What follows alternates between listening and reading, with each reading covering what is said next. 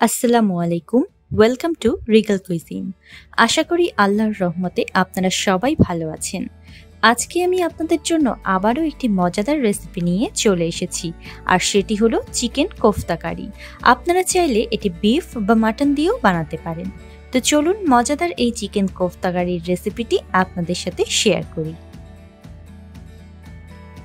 প্রথমেই আমি এখানে বোনলেস চিকেন নিয়েছি 2 কাপ। এগুলি ছোট ছোট করে টুকরা করে নিয়েছি। আমি এই মেজারমেন্ট কাপের 2 কাপ চিকেন নিয়েছি। আপনারা বিফ বা মাটনের কিমাও নিতে পারেন। এবার একটি ব্লেন্ডিং জার নিয়ে নিলাম। এতে চিকেনগুলি দিয়ে একটু পেস্ট করে নিতে হবে। তার আগে এতেই আমি কিছু মশলা অ্যাড করে দিব। প্রথমে দিলাম 1.5 চা চামচ আদা বাটা, 1 চা চামচ রসুন বাটা, আর 1 চা চামচ লবণ দিলাম। আপনারা স্বাদ মতো দিতে পারেন। আর দিয়ে দিচ্ছি 1 চা চামচ শুকনো মরিচের গুঁড়া। এবার এগুলি ব্লেন্ড করে নিব। ব্লেন্ড করা হয়ে গেছে।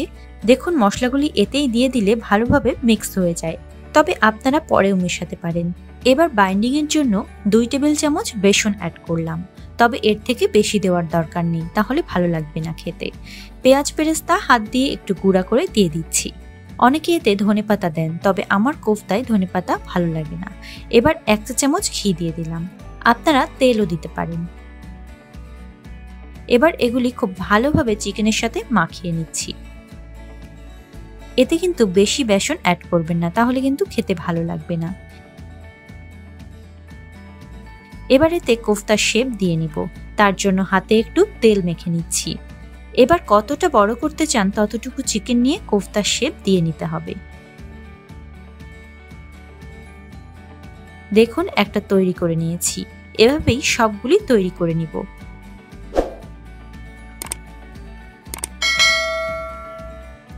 দেখুন আমার সবগুলি চিকেন বল তৈরি হয়ে গেছে। এবার এগুলি ভেজে নিব। তার জন্য একটি প্যানে একটু বেশি করেই তেল গরম করে কোফতাগুলি ভেজে নিব। একদম ডুবো তেলে ভাজতে হবে না, তবে কোফতাগুলি হাফ ডুবে থাকলেই হবে। কোফতাগুলি আমি উল্টে দিচ্ছি। এগুলি মিডিয়াম হিটে ভাজবো। হাই হিটে ভাজলে উপরে আগে কালার চলে আসবে আর ভিতরে কাঁচা থেকে যাবে। সবগুলি কোফতাই আমি ভেজে নিচ্ছি। এই চিকেন বলগুলি কিন্তু আপনারা এভাবে ভেজে নুডলস বা পোলাওয়ের সাথেও খেতে পারেন। চিকেন বলগুলি এমন গোল্ডেন ব্রাউন করে ভেজে তেল ঝরিয়ে তুলে রাখছি। এবার অন্য একটি প্যানে 1/4 কাপ সয়াবিন তেল নিয়েছি।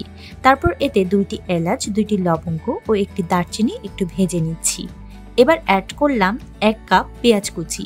এগুলি একটু গোল্ডেন করে ভেজে নিতে হবে। এমন গোল্ডেন হতে শুরু করলে একে একে অ্যাড করছি 2 টেবিল চামচ আদা বাটা, 1.5 টেবিল চামচ পেঁয়াজ বাটা ও 1.5 টেবিল চামচ রসুন বাটা। এবার মশলাগুলি একটু পানি দিয়ে কষিয়ে নিব।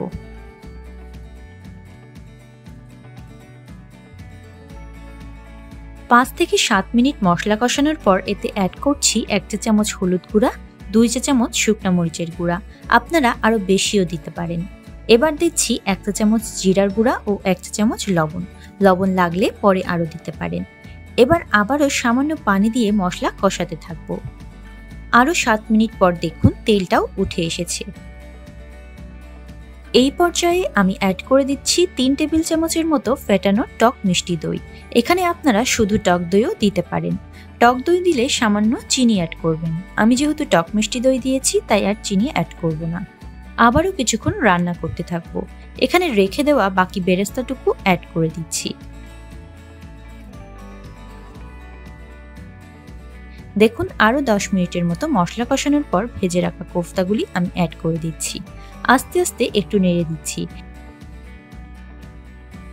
এবার এতে সামান্য কিছুটা পানি অ্যাড করে দিলাম, যাতে তলায় লেগে না যায়।